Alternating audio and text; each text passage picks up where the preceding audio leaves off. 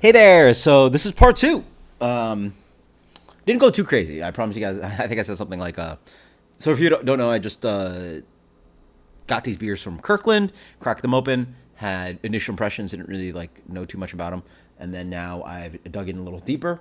Didn't go too crazy. Probably spent like, again, you can learn a good amount of stuff in 20, 30 minutes. So, what do you got to learn? So first off, one of the things I recommend is just understanding wine.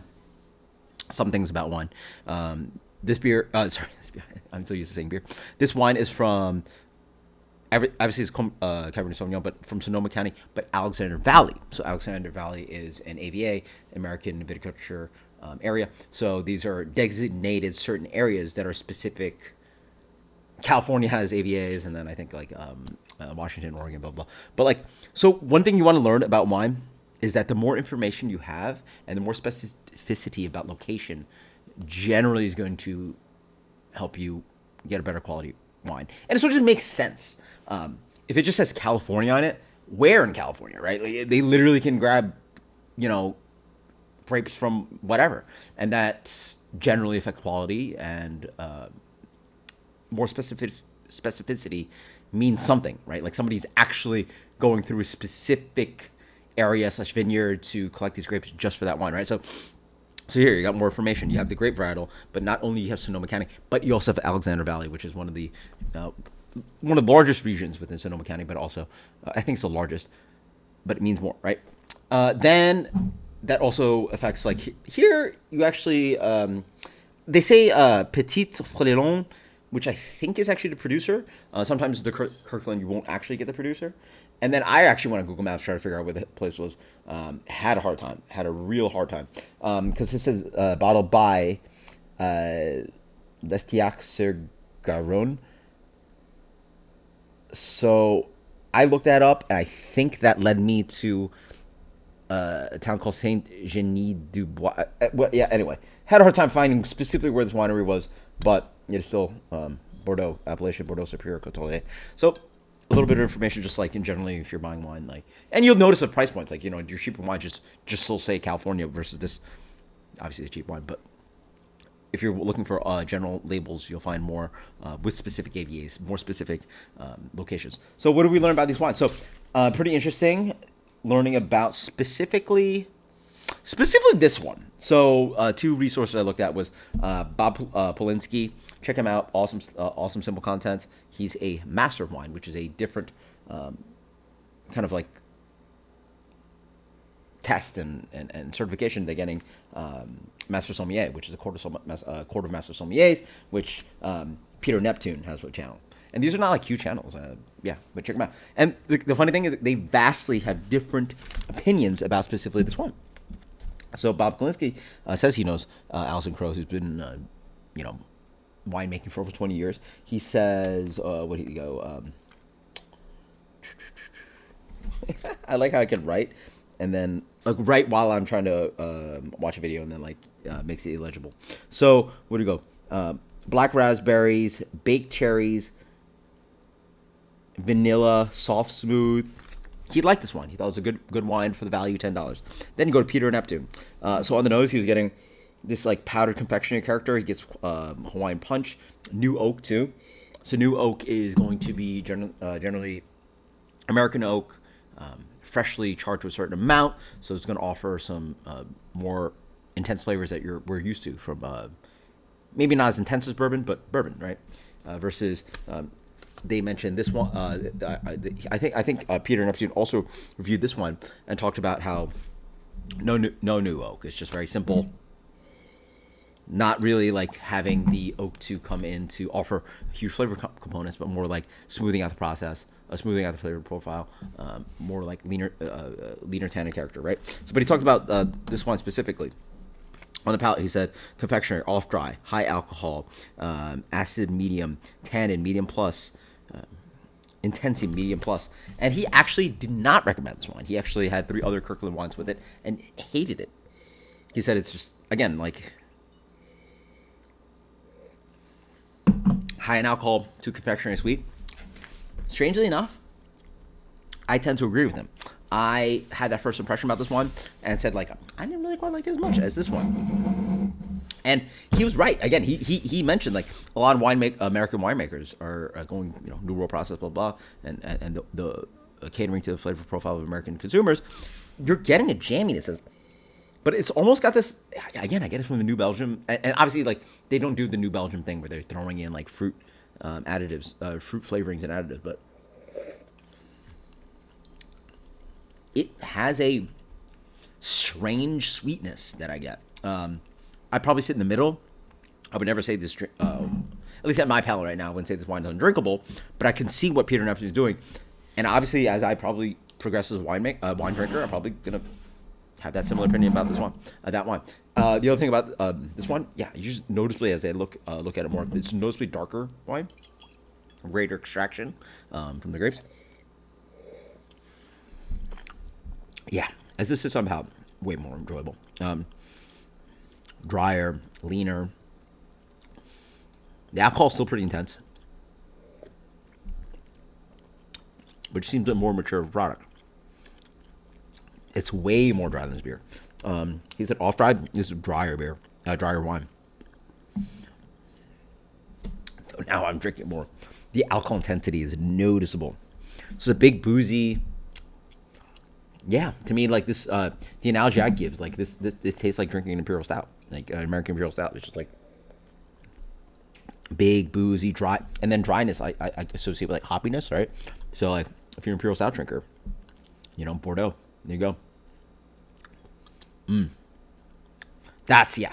So now that I'm like having them a little bit more educated, a little bit more better with the tasting notes, getting tasting notes from like not even professionals, like top tier professionals, right? Like Master of Wine and a Master Sommelier, given their tasting notes about a couple of these wines. I notice more with time that the differences are more and more noticeable. It's crazy to think these are pretty much two same grape varietals. Granted, 30% of this is Merlot, but regionality, terroir, winemaking.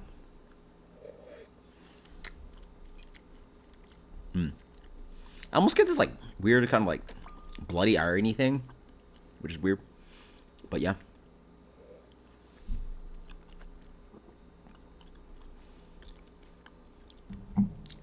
Dry, boozy, like this. And Peter Neptune made a great quote. He thinks of wines as things that should be vinous, that should be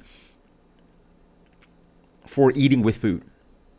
That makes any sense, right? Like, granted, I'm weird that I don't, despite doing very well on certified and advanced Cicerone on food pairing, I do not really do that. I sort of separate the two mentally. Like, I like tasting beer for sake of tasting beer, drinking beer for the taste, a sense of drinking beer, and then eating food, enjoying it for the sake of what it is. But whatever. That is obviously not the case with the beer and wine. As a professional, you have to know these things and do them too. So, Peter Neptune mentioned that he thinks of wine as something that should be enjoyed with food, that should have this ability, and this seems fantastic for that. Oh my God. I just want to think about I'm obviously not finishing, I'm not finishing 2 bottles of wine to myself. I'm going to save some of this and like put them in the fridge, and I'll be able to finish it maybe tomorrow or the next day after that. But see, that would be good with like, it's dry. Something like, obviously it'd be good with steak, but I'm thinking about like dishes that like really have a little bit more sweetness and intensity to it. Think of like maybe a lamb rogan josh or ossobuco.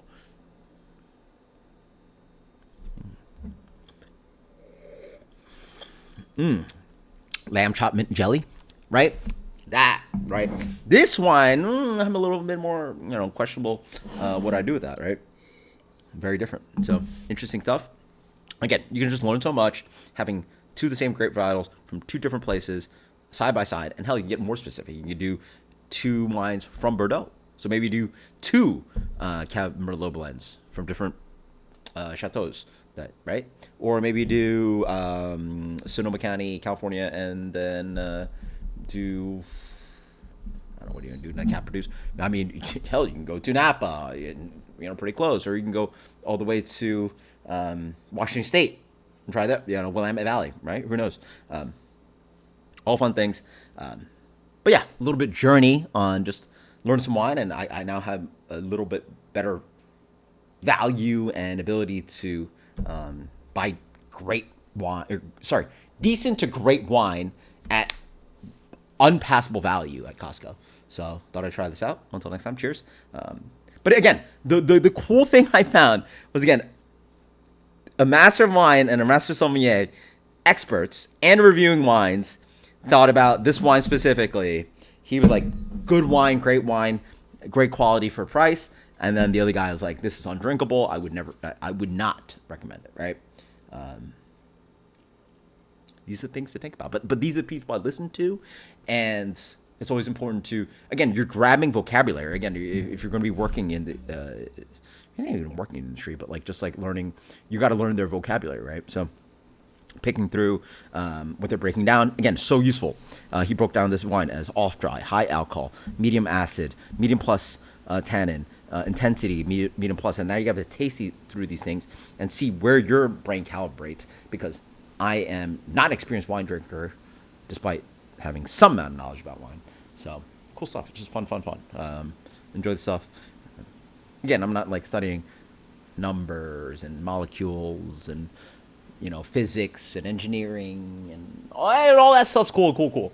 I get to just geek out about wine and think about that stuff, and that's what I find fun. So if you guys find that fun, hope you try this stuff out. And if it's not this, do it with beer, right? Like imagine me taking this journey, and I'm sure some of you guys have to be on that plane with beer, where it's like, oh shoot, like it's all so overwhelming. But the resources are out there, and get some. And it doesn't have to be wine. This is a beer channel. Get some beer and just find ways to, like, you know, compare and contrast. Find experts who have the vocabulary and knowledge that can teach you. And I find it way more interesting than just like sitting down and reading a freaking book, which sometimes you just have to do, which I've done a lot of. And especially learning the nitty gritty, you're going to have to, like, again, here, I'm going to show you a chapter right here. It's right around, I think I had two, champagne. Nope. I lost it, sorry. Simple 2, 1, 2, 3. There you go. So yeah, there you go. Wines of Bordeaux. You got left bank, right bank, Médoc, Pomerol. You got the wines are growing. The varietals are growing. The AOC. Classifications. What is a chateau? You learn about the great wines of, you know, and then the official 1855 classification of the Bordeaux chateaus, and then got chateau this and that, blah blah blah blah blah. Is it still in use? Right, and then you go through the different Graves, Saint-Sémillon, Pomerol, right, like different regions with the chateaus. The vintages, good vintages, bad vintages, How do you tell differences? And then he gives you a little quiz at some point. Is it necessary to spend money on Bordeaux? And then now you have a quiz, right? He recommends what wines you should buy. So you want to get, like, I mean, this is hard, but like, you know, you get, oh yeah, it's very easy. I'm going to get, like, you know, like, yeah, different chateaus. So you're gonna spend a good amount of money. 4 different wines, 2 different ones based on first label, second label chateau, from same producer. So again, different qualities. And then he gives a little quiz, like, you know, how many wine regions are there in Bordeaux? Name one chateau from the 5 different groves. Okay. In what year were the wines of Graves first classified? What wines are, you know, blah blah blah blah. So like stuff that, especially if I want to take